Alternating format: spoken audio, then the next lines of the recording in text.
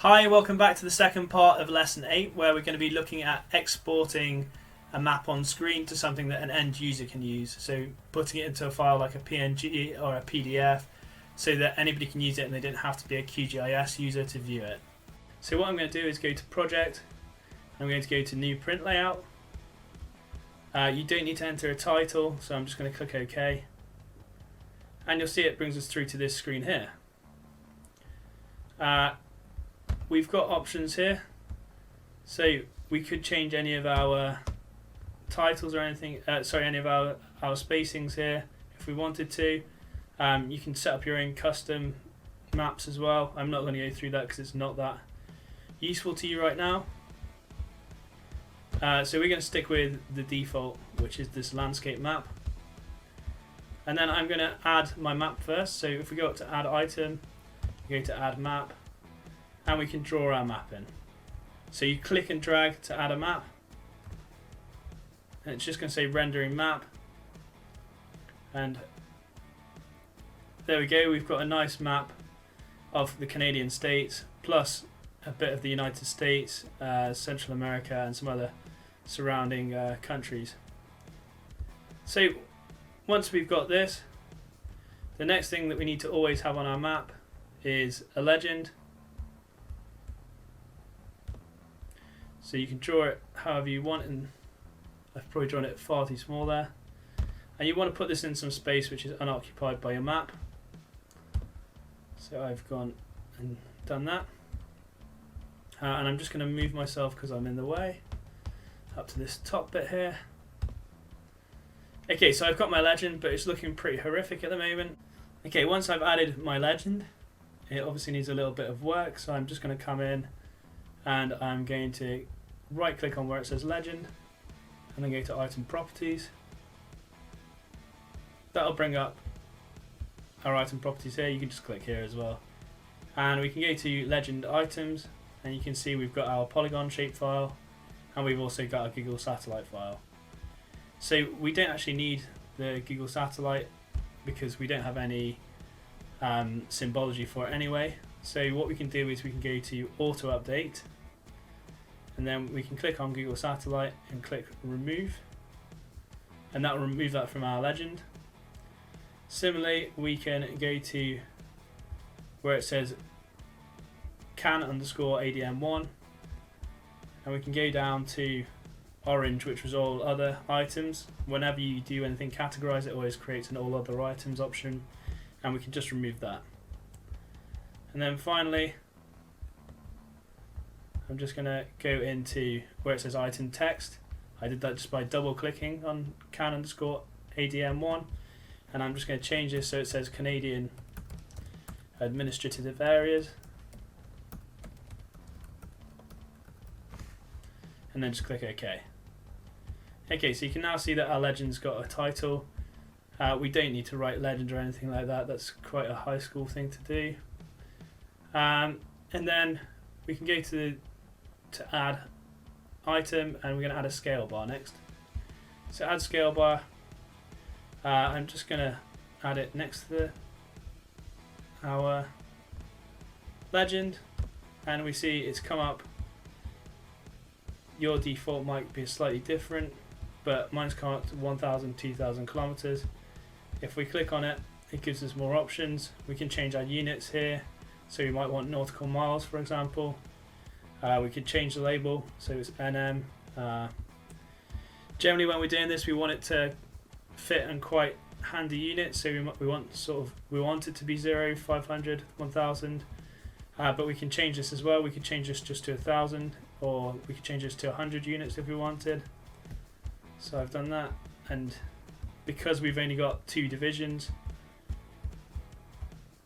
it's not giving us much information, but we can do this however we want. So I'm going to keep it as it was when it came up, and I'm going to have it as 2 right units with 500 divisions. I'm keeping it in nautical miles, but you can put it in whatever you want. Excellent. And we can change the style as well. So we could have, for example, line ticks up. I quite like this one. I try and keep my maps as simple as possible. Okay, so we've got two of the three things that a map always has to have. So we've got our legend, so the reader can understand what the different colours represent. Not technically necessary in this map because we've also put labels on the map, but could be useful in lots and lots of other situations. Then we've got a scale bar, which means that the user can have an idea of what scale we're working on. Again, most people understand the scale of the United States and Canada, but if we were working on a lesser known region, so we're on a small island or in a small bay, it gives the user an idea of the scale of the region that we're working at. So the final thing, and this is to me a bit of a strange thing on QGIS because I don't understand why they don't have an option for it. Oh, they do, sorry. So in previous versions of QGIS, there was no option to add a north arrow. Depending what version you've got, you might not have this, so I'm going to show you both ways. So the first way to add a north arrow is just add item and then add north arrow. And again, apologies, you can change this around. There's lots of different options. And I'm just going to have it aligned with grid north, as always. And the good thing about this is if you change the orientation of your map for whatever reason, generally it's best to have your maps orientated north anyway. But if you change your map, then the north arrow will orientate anyway. Okay, so I know not everyone has this option, so I'm just going to show you the other option, which is a little bit backwards, and I'm glad they've updated it in this version of QGIS. So if you just delete that icon out and go to add picture, I'm going to do exactly the same thing. And then in search directories, so on the right hand side in item properties, I've got search directories. Oh, apologies, that's not what I meant to click. Oh, here we go. I've got search directories and I can choose a north arrow from here, which does exactly the same thing. Apologies. So I've got my north arrow in the same way.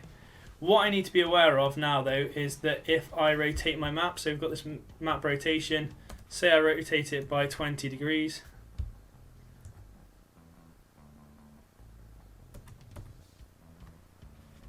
it doesn't appear to be working for some reason.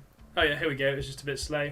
Say I rotate it by 20 degrees, you'll notice that my north arrow, because it's a picture, stayed exactly the same. So let's just try and make sure that yeah, that's not an issue. So just be aware of that if you add it as a picture. Try and use the try and use the add north arrow if you can. And now our map is ready to export. It's not a particularly useful map, it's just an example, and we'll do some more of these when we have more data to show and things like that. So we can just go to layout, and then we can go to export as image, export as PDF, whatever you want it as. I'm going to export it as an image. I'm going to close this message. It's just talking about our mapping services, and I'm going to put it in QGIS Lesson 8. And then I'm just going to call it something sensible like Lesson 8 map. Call it whatever you want. And it will give you some options for export resolution.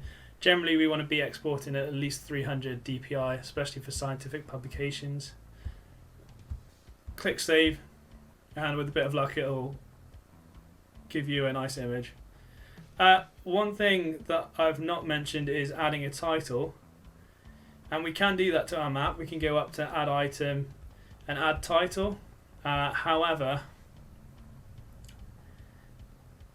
if you're doing it for a scientific publication, you never want to be adding a title like that. You want to add the title in the document. But there will be occasions that you might want to do it. Say you're talking to stakeholders or something, so you can add title like that. I don't tend to, but it's possible. This is quite a big resolution because we've got all the QGIS data, so I'm just going to pause the video for a second whilst it our PNG file.